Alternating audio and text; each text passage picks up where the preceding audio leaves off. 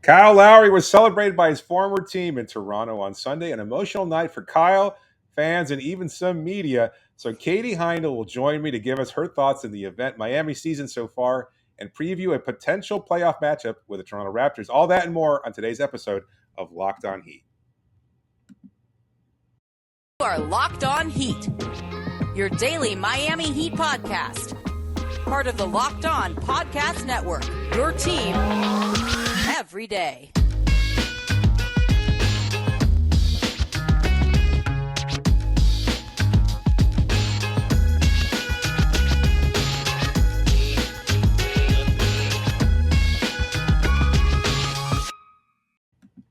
Hello, Heat Nation. It's a bonus edition of Locked On Heat, your daily podcast covering all things Miami Heat, however you may be listening or watching on YouTube, Odyssey, or on your favorite podcast app. Thank you so much for making us your first listen every day. I'm David Ramil.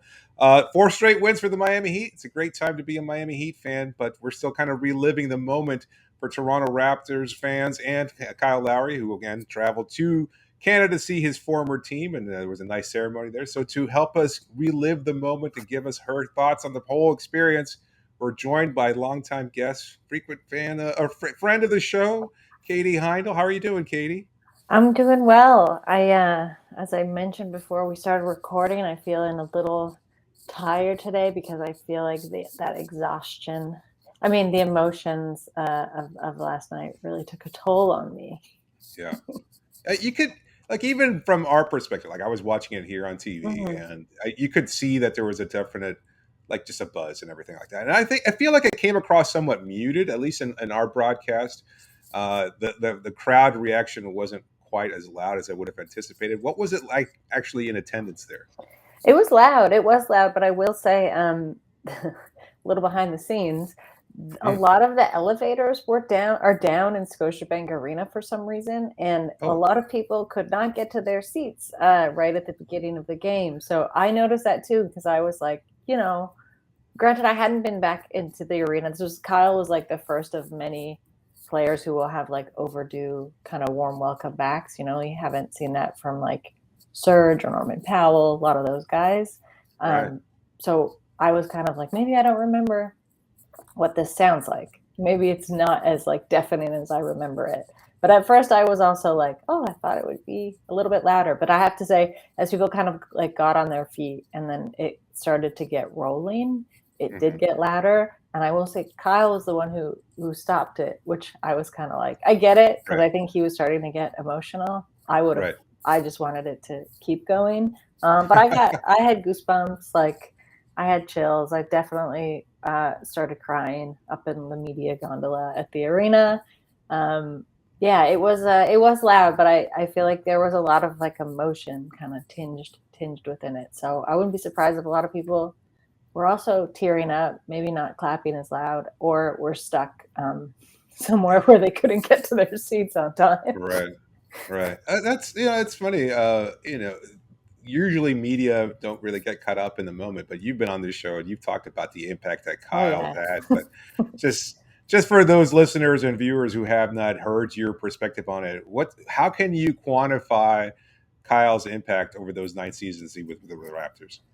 I mean, it almost feels impossible, because I think the DNA of the team now, like he's shaped the team so closely that everything they do, you can kind of see, touches of that, and like everything from just like the plays that like Nick Nurse runs to the way that like Fred VanVleet and Pascal Siakam play, like at both ends of the floor. Certainly how the team plays defense, I'd say is probably one of his last like signature, imprints on the team. But he was one of them. He probably was the most impactful player in terms of shaping what the Raptors franchise in that We the North era was. And then because of that, every era that comes after, of course, it's going to change. He's moved on. The team has moved on. They've got a different roster now, but you can still see like Kyle's fingerprints all over that. And I think just in the way that he carried them from, like underdog team, like really scrappy, but kind of nobodies, right? In the grand scheme of, I think, what most of the NBA, and unfortunately what like most NBA fans might have considered like the lone Canadian team to be, up onto like the stage of being champions, right? So Right. all that, like, I think came kind of under the tutelage of Kyle Lowry. And Yeah. I'm sure as Heat fans know, he just has a knack for making everything work a lot better. It's funny because I would say that certainly I have that perspective, and I know a Mm. lot of Heat fans do, but I think there's still some kind of like a tentative approach to understanding what Kyle is, not only just because of the years that Goran Dragic put in and everything else, the impact that he had, although I still think that kind of fell short for a lot of fans' perspectives as well. But Lowry just hasn't had that monstrous game, and his impact Mhm. is much more subtle, I think, at this stage of his career, although we've seen more and more over the last month or so that he's ramped up, and I do want to talk about that a little bit later on the show. But I was curious, has DeMar returned to Toronto since he was traded? Yeah, DeMar came back. DeMar came back. He had that like he had a kind of that his sad first game. I think it was when like Lowry and Kawhi Leonard like stripped the ball off of him, Oh, like right, wrested it away, and right, like he was left kind of on his back, like in the middle of the floor. So that game didn't go so well right. for But DeMar. was there a welcome ceremony for DeRozan as well? Yes, yeah. There I was. have to say, like, I mean, I'm sure people who've heard me on the show also know I'm just like an easy mark for that, for like emotions in general. But any montage, I'm just like, I'm a sucker for it. Like, you put Yeah. mostly anything to music and I might lose it. But yeah, DeMar had one, cried for that one too. All right. How did it compare to Kyle's? Uh, it was good. I think DeMar's was like a little bit maybe tougher. I was Mm, actually really impressed with Kyle's because I'd been joking like I wanted a montage for Kyle at every quarter at least. It's not what happened, but I thought like, you could have a montage that's you just wanted like a charges. full feature length film kind of I thing. did, yeah. And All there's right. still time. Maybe someone will do it. But I was like, we could have a charges taken montage. And there was a section in the little tribute he got last night, which was just a super cut of charges, which was amazing. Yeah, it is. Are you surprised that the Miami Heat lead the NBA in charges drawn this season? Not at all, no. Yeah. But it I was a little bit infuriating and kind of messed with my brain a little to watch Kyle Lowry, because I watched him this season take them, but to watch him Yeah. on that court take them on like the opposing side, it like Yeah. really threw me for a loop.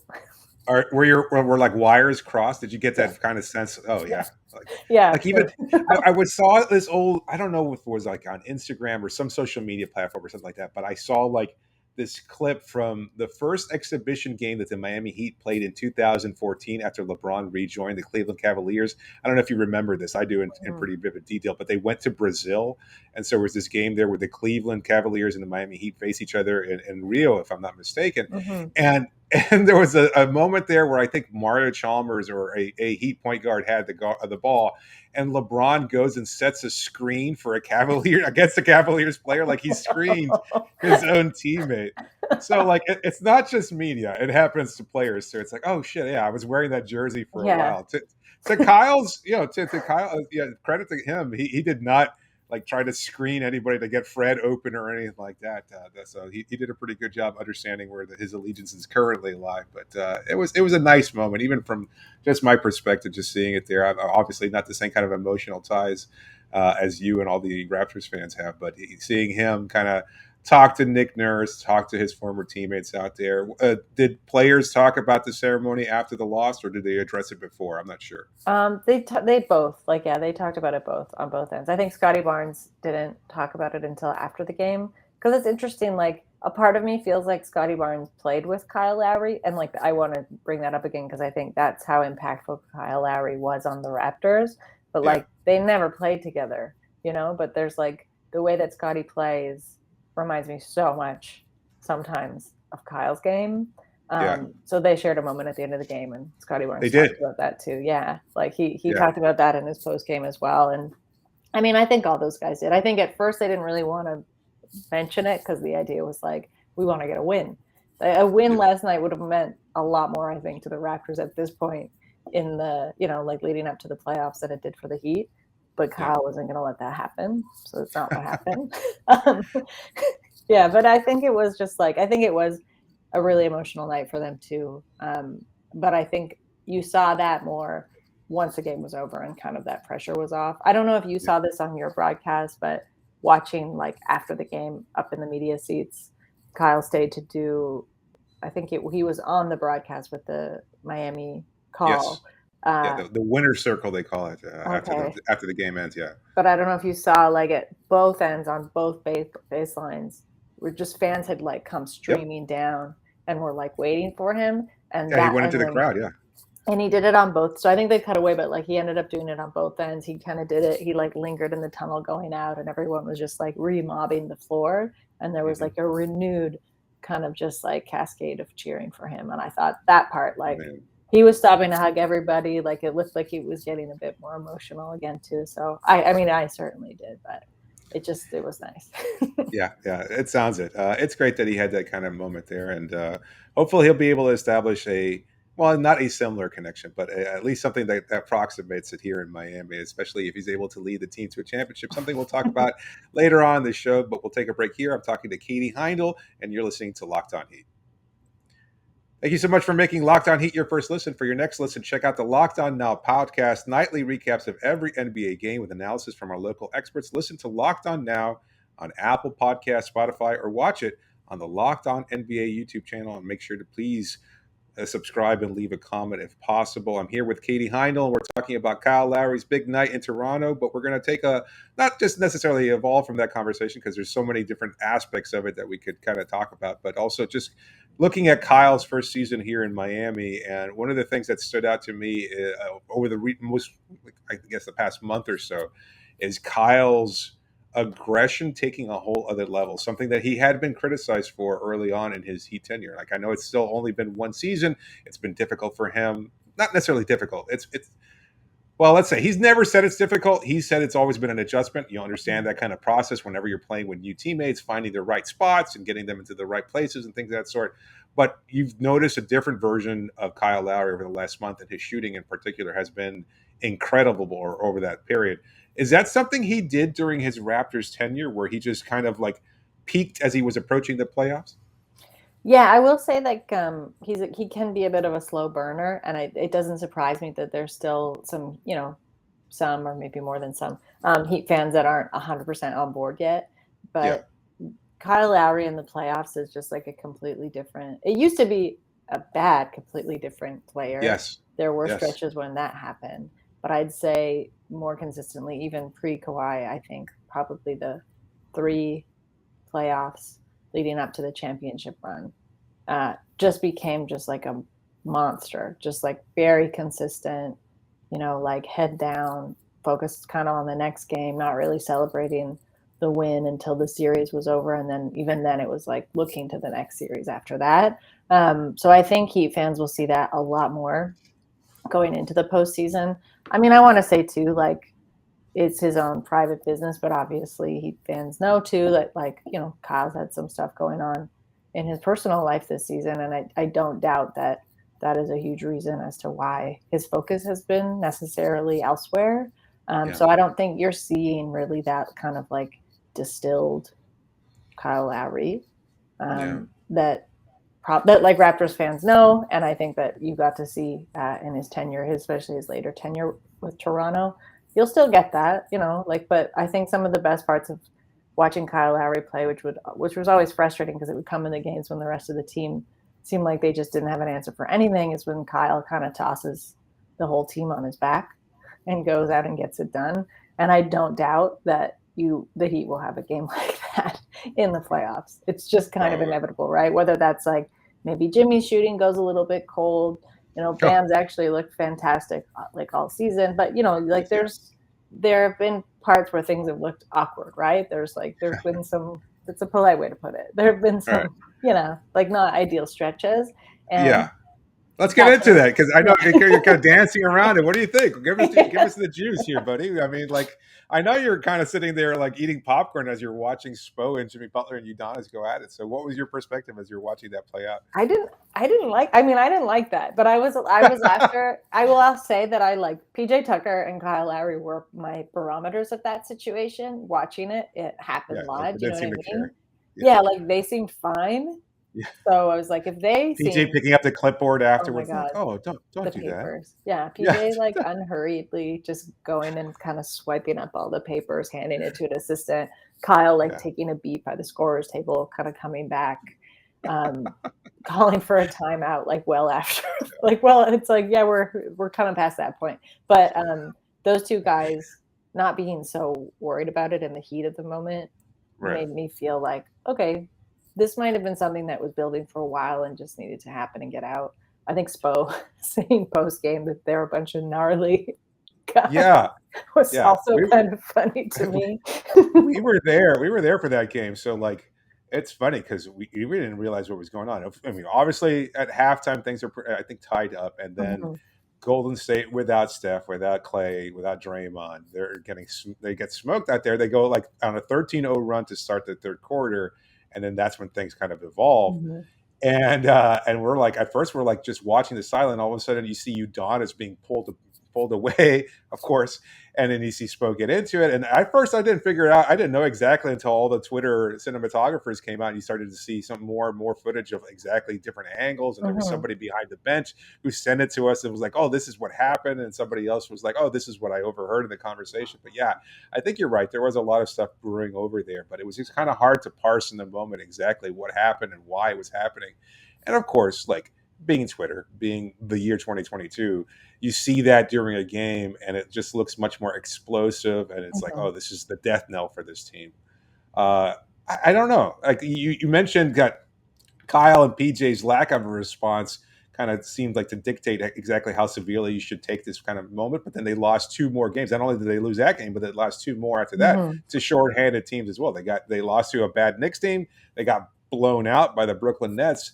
And then somehow from there they've gone gone four straight wins. They've beaten a very good Celtics team. They've beat a Bulls team that's in the playoffs, and of course they've beaten the Raptors as well. So, like, what to make of this Heat team from your perspective? Like, is this a team that's closer to that side of the equation where things are falling apart, or was it just something that was just a momentary blip on what has otherwise been a fantastic season? I don't think they're close to falling apart. I think it's definitely like the end. Then it was the end of March. Now it's like, we're in the last week of the regular season. Like this is always a bit of a strained time, whether Yeah, that's like guys just like energy, whether it's their yeah, physical health, right? I think it's like it's been like the East has been in flux all season long, right? Things that seemed like particularly clear of like where people would end up, where teams would end up in the standings right, has not shaken out that way whatsoever. So right, I wouldn't have been surprised if there was like some stress in terms of like where are they going to end up. But I also think a lot of like Jimmy Butler, Kyle Lowry, like PJ Tucker, like UD, all these guys have been through this before. Like they understand that like it's not necessarily where you net out in the first round of the playoffs, or like it's you can become a different team in the postseason. right. I've seen that from like Jimmy Butler. Certainly, I've seen that from Kyle Lowry firsthand with the Raptors, and I don't doubt that that's what they'll do.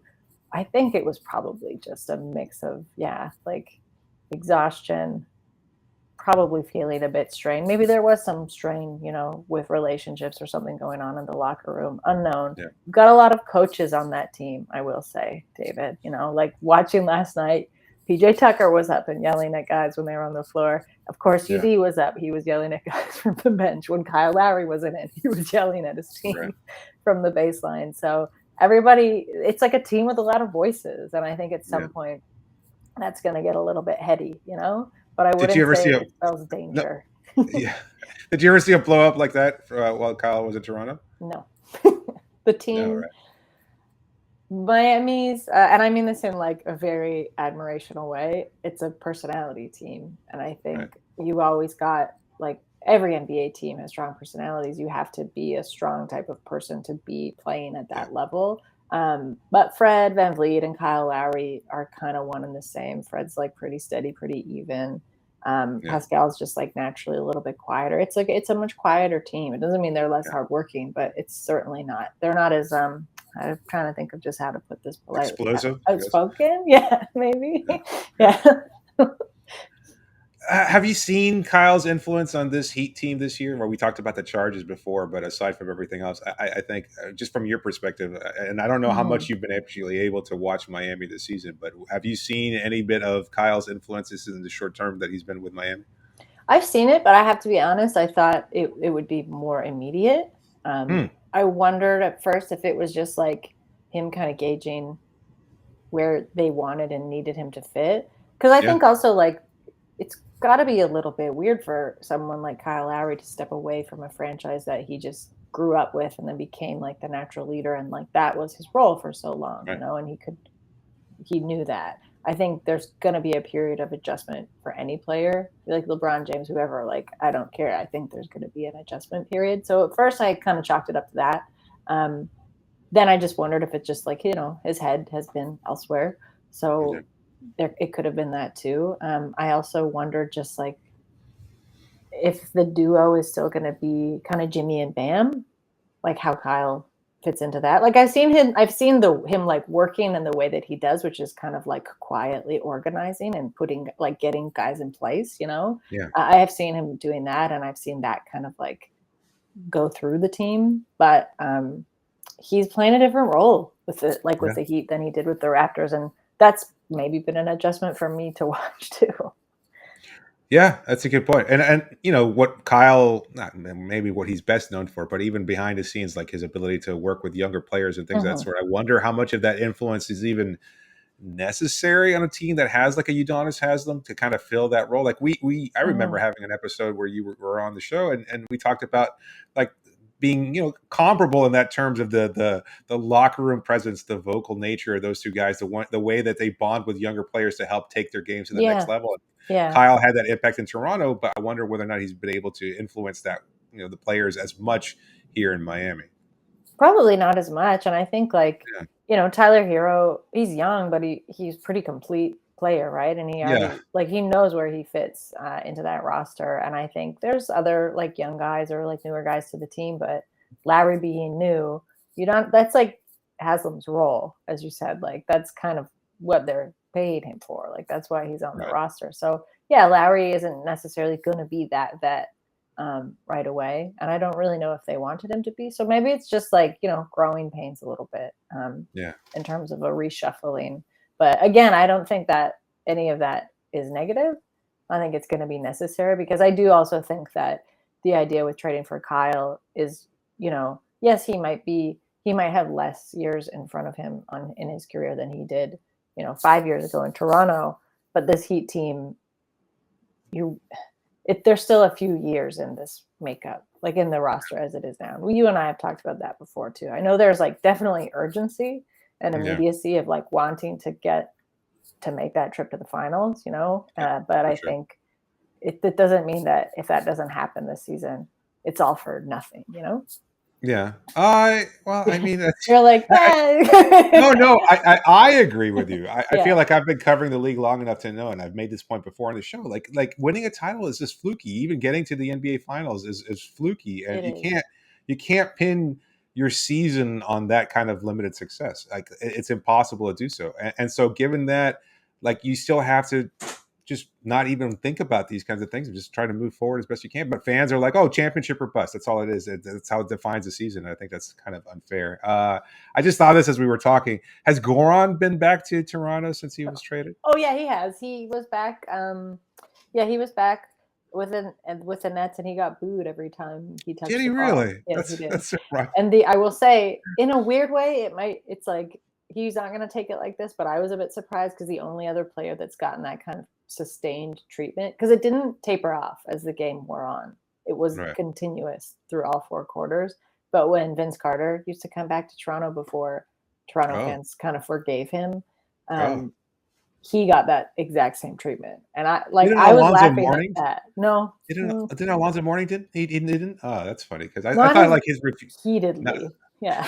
No, no pun intended. Yeah, no, I thought maybe okay, how does it compare? Like I know Goran made his comments and Vince had his problems where he kind of forced a trade, but like Alonzo said, no, I refuse to play for the Raptors. Isn't that like the bigger slap in the face, or was that at that point in time, Raptors fans were kind of, yeah, I can understand why Yeah. you wouldn't want to play I for this think at crappy that team? point in time, I think at that point in time, you kind of like it hurt, but you were gonna just roll with those punches, and you could also Yeah. probably like justify it in some twisted way. Yeah. I think it speaks to a fan base. Like some of the fan base is new, and I think a fan base that's like come in so Right. like willingly and like passionately after a championship and doesn't really know anything other than winning and like a Yeah. winning and very like capable team.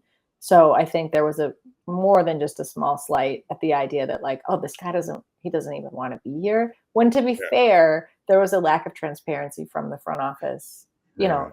on like that was a conversation the whole team had that like I kind Dragons of feel, didn't necessarily fit with where they were trying to go. I kind of with Alonso, I kind of feel like it was an extension of the Alonso morning meme, like for fans, where you're kind of just like upset and Yes. clearly so, but then you kind of have that moment. It's like, Yeah. yeah, I realize why you Yeah, I don't want get it. I get it. it. Like I might not want to have played there either at that time. Exactly. Yeah. Exactly. All right. Well, we'll take a little bit of a break here and then talk about a potential Heat Raptors matchup in the playoffs and some more thoughts on the on the Miami Heat season here on Locked On Heat. I'm with Katie Heindl. Make sure you stay tuned for that. Thanks for making Locked On Heat your first listen every day. Now make your second listen Locked On NBA, Locked On Experts, covering the biggest stories around the NBA every Monday through Friday in less than 30 minutes. As I said before, I am here with Katie Heindl, and we're talking about the Miami Heat season. It's been a pretty good season, but I still think that a lot of people have question marks about this team. What are your thoughts on this team's ability to compete for a title? Because obviously, as we were saying before the break, that's their goal for this season. You acquire the veterans that you do. Yeah, you've got a lot of money invested in Jimmy Butler, Duncan Robinson, etc. And now all of a sudden, you're in first place in the Eastern Conference. Do you see them as a potential contender? Because I'm not sure that most media people do. It's weird, right? Like it is weird to there is that blip in my mind when I look forward and like think of like who's coming out of the East. I don't know that Yeah. I easily go to the Heat, but I Yeah. can't say that I cannot be convinced and that they won't get there. But it feels like, and this also might just be a testament to like what has still been a weird and disrupted season with COVID and with injuries. Yeah. But maybe the intent is not 100% there in the way that I would have expected it to be by now. And again, that could have been what we talked about earlier. Like, just this is a draggy stretch of the regular season. Like once you get into the playoffs, they could just be like, okay, like we're on it. This is a different. But what's the switch though? Like I keep thinking about the Big Three era here in Miami, and that team had a very obvious switch, and they could be a mediocre team one second and then be the best team in NBA history the very next. I don't know that this team has that kind of next level to reach. Like what we've seen from them has been very good at times. It's also been not very good. I don't know that they have that other level to reach within themselves. Like you kind of quantified it with intent there, but what do you think that this team can do as far as like what can they possibly become once they enter into the playoffs, at least from your perspective? Maybe it's that there isn't like a next level. I don't know. And again, like that's certainly not to knock the capabilities of that team. I will say, like, when I look around the East, just to offset that comment, like there isn't actually a team in the East that I think clearly they also have that next level. Any team in the East that's going into the playoffs, I feel like is kind of just entering as is, right? And like flawed. Yeah, like if they show up how they've been playing, okay, we'll see how far they can get. Can they like, flip that switch? This like, mysterious switch that we're talking about? Maybe. Yeah. But I mean, I don't really see that for Chicago. Boston, I think same thing. Like they've been playing really great as of late, but again, I think they're kind of as is. So are the Heat, the Bucks too. Like it's which in a way is good because it's if everybody's sort of at this level, it does keep the playing field a little bit more open. But in terms of personnel, there really isn't any kind of switch they could make. I really do think, I know this is like a Kyle Lowry bias heavy episode, but I really do think you've never seen Kyle Lowry play in the playoffs for the Heat. It's just like, it's never happened yet. So I think you're going to see a different Kyle Lowry, but whether he can be the one to like flip the whole switch for the team, I'm not sure. I mean, Jimmy with Jimmy Butler, it seems to be focus, right? Like on Yeah. the floor. But again, this is just kind of a vague thing that unfortunately, like, this is what's so frustrating when talking about teams like this is you can't really quantify it and just say, oh, if only they clamped in on turnovers, or if only they really focused up on like their offensive rebounding, or like you switch this rotation up. I really don't think that's the problem. Yeah, it's interesting. Where do you see the Raptors' biggest flaws being this year as far as a playoff team? Are they a contender? Because I feel like a lot of it feels almost like people are satisfied with just the success that they've been able to accomplish. Mhm. Because I don't know anybody really had them being as good this year as they have been. Have they exceeded expectations? That's fair, right? To say that they've exceeded expectations this Absolutely. season. Okay, Yeah. I mean, the way I was approaching it, it wasn't a total rebuild, certainly like a retooling and trying right, to see like how everybody fit into their new roles and like how Scotty Barnes fit in with the team. Every win and then like kind of every leap they've made this season for me has just been like, because I've had no expectations, has been a bonus, which is honestly a great way to approach a season. right, Um, Very beneficial. I'll be happy if they get out of a first round situation. I might be Mhm. a little bit surprised, but Yeah, I think like that's all great experience. I think they could certainly make life difficult, maybe very annoying and frustrating for whatever team they match up with in the first yeah, round. That's just the way that this Raptors team plays. But I think they're still. You saw it happen last night, and I think that was just from a little bit of pressure, like Pascal kind of running out on like open shots that he could have taken, and just kind of like rushing into the paint when he didn't really need to do that. Some questionable decision making. Those are still problems that are going to crop up, especially in the playoffs. yeah. So yeah, but like I think Raptors fans and like I am very happy with how the team looks now, because this is a thing. It's like the idea wasn't a be all end all this season. Like the Raptors too are a carryover team. I want them to That's look better next season, so they don't need to like do all that this season. What's going on with Precious Achua here? Because I know Twitter is not exactly the best source of this, but like Raptors fans seem convinced that he's like a next level player, and I still like I saw his performance yesterday, and it's not like I watch him as religiously as you do, obviously, but I still don't see that kind of development from him, and I know he shot threes, and there was a tweet even that came out a couple of days ago comparing the number of threes he's shot to the number of threes Bam has shot over the course of his career and things of that sort. But it's like Precious still looks like that kind of clunky player that just does not have a natural feel for the game. What have you seen from Precious this season? I saw the very endearing jersey swap that he did with Haslam. That was very That's, nice. that was unexpected. We Yeah. didn't even mention it in last night's recap, but I guess I mean again it kind of shows exactly the impact and influence of a Udonis Haslem is that he Mhm. was able to connect with a player even over 1 year and a very unusual season at that, where they only played 66 regular season games. It was what was 62? Was it 66 last year? It was, right? 66. Yes, I think so. Yes, the shortened season. Yeah, it's Yeah. sorry. I mean, that whole thing was a blur from covering the team in the finals to like covering the team a month later for training camp. It was a little unusual, but yeah, like Precious, has he stood out anyway, like as far as like taking another level this year than what you had expected from him early in the season? I mean, I got my first look at Precious Achua at Summer League. Like he joined the team Yeah, there, and I thought honestly, like I mean, when compared to a Summer League team, I was like he's a complete player. He's one for a Summer League player. That's what I'm saying. summer league guy. Yeah. But I thought like he was really exciting to me.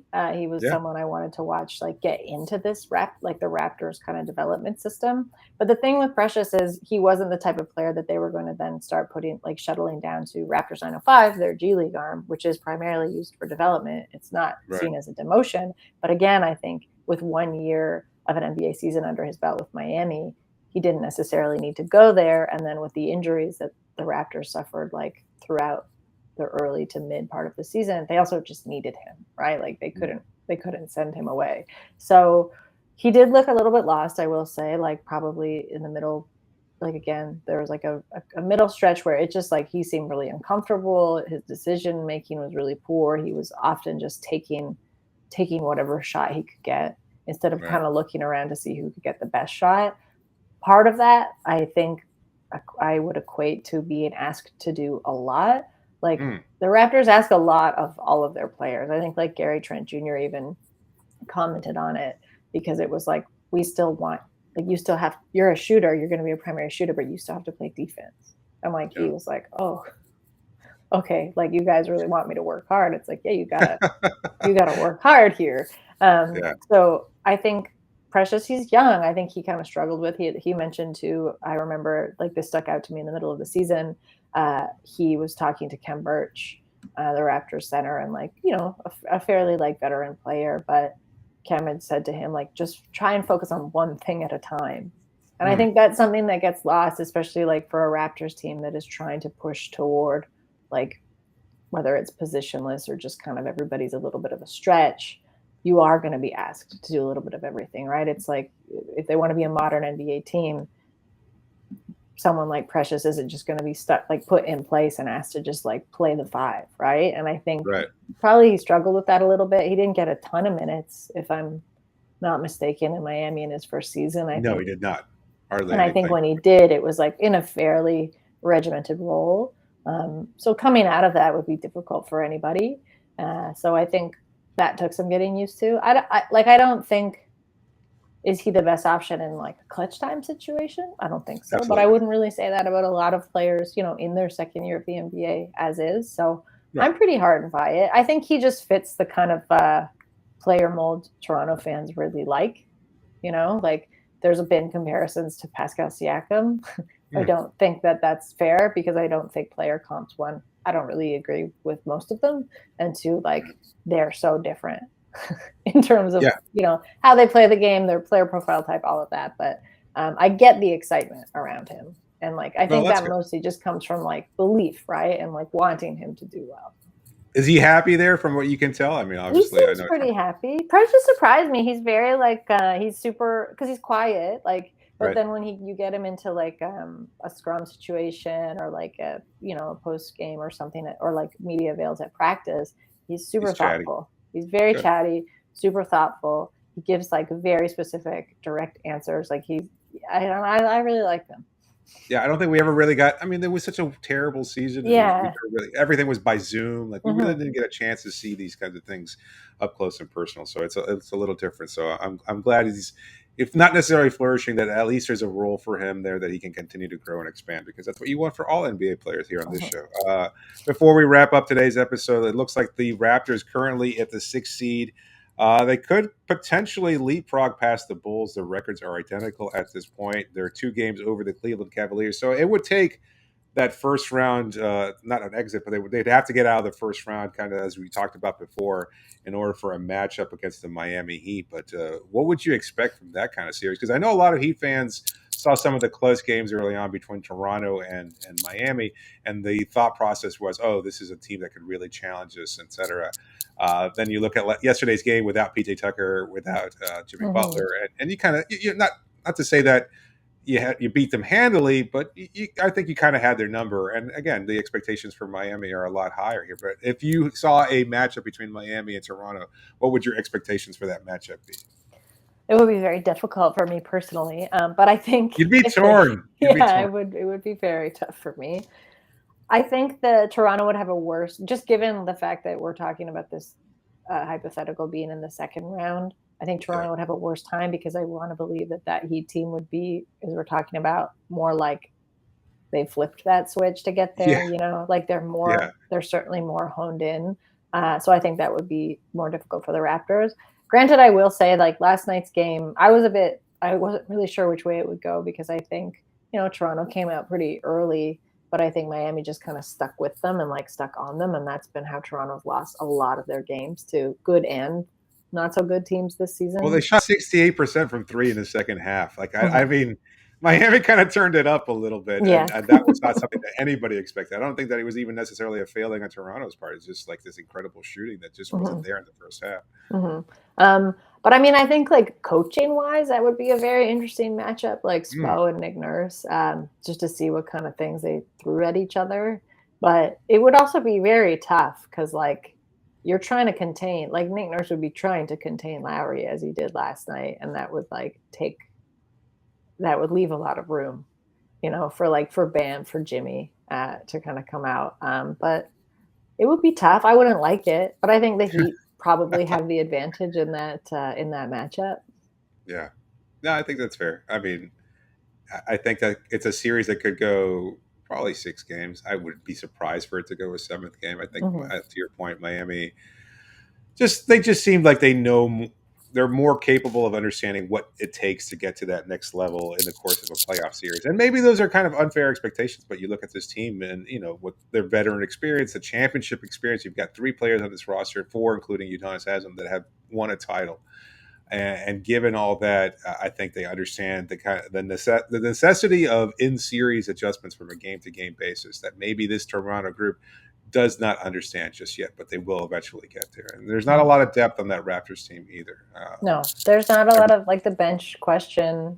I mean, the bench is still a question mark. It's not a question. It's just I don't know. There's no real depth there, and it's been kind of shuffled around. I'd say there's been more clarity in the last couple of weeks, but again, is this just because we're approaching the end of the season? I'm not sure. I think Fred VanVleet and Pascal Siakam have the playoff experience and understand that no 2 series is gonna they're not gonna be the same game to game. They're so wildly different. But that's just 2. Oh, and sorry, OG Anunoby. My poor OG has had such a bad luck this year with injuries as normal. But just between he's expected back though, right? But he is expected back, which would be great. But you've got kind of those 3 guys. You still got other experienced players on the team, but not all together. Yeah. So it's tough. It's tough to kind of impart that wisdom to players you haven't been in it with you before. Yeah. Well, any lingering thoughts about the event or Toronto in general that you want to share with our listeners today? I really enjoyed PJ Tucker live Instagramming the entire thing. I think from when they started to play Kyle's video, PJ was up and recording, getting the shot of the Jumbotron of Kyle. He was yelling at Kyle, "You should have got a haircut," when he's out in the middle of the court. About to address the fans. I did not see that. I really loved that. But yeah, I hope it was I know it was it was delayed a couple times, so I hope that it was still worthwhile for Kyle, and I hope he got what he wanted out of it. He looked great. I think so. He's in He a looked fantastic happy. Suit, huge championship ring on. He did look very happy. About that. Yeah. The size of that ring, that's unusual. I mean, I don't know if that's the standard NBA championship ring or if it was just the Raptors ring in particular. They got extra jumbo ones, maybe. Yeah, that was monstrous. My co-host Wes Goldberg mentioned that it's maybe on Kawhi's hand it doesn't look so big, but on Kyle's hand it looked like this huge. I mean, I think they're pretty big, but yes, seeing it last night, I was I did a bit of a double take, but I also might just be used to seeing Nick Nurse's pinky ring, so compared to the 2, you got to give an edge in coaching there. If your coach can wear a pinky ring and pull it off, I mean, that's coach of the year material right there, baby. All right, Katie, anything that you're working on that you'd like to promote here on the show? Nothing I can speak freely of, so I'll just say read Basketball Feelings if you don't already. You can listen to the Basketball Feelings podcast, and you can find all of that at basketballfeelings.com. There you go. Make sure to subscribe and support Katie and everything she does. One of the best writers out there. We love having her here on the show. Thanks so much for taking the time to be with us today, Katie. Thanks for having me. Always. Just a reminder, you can always reach us via email at lockedonheat@gmail.com or via Twitter using the hashtag AskAllHeat. Be sure to please subscribe to the show and leave a review. It's free and available wherever you get podcasts, so make sure to subscribe, please, and continue to support all of our great shows. This is David Ramil signing off for now. Thanks so much again, Katie.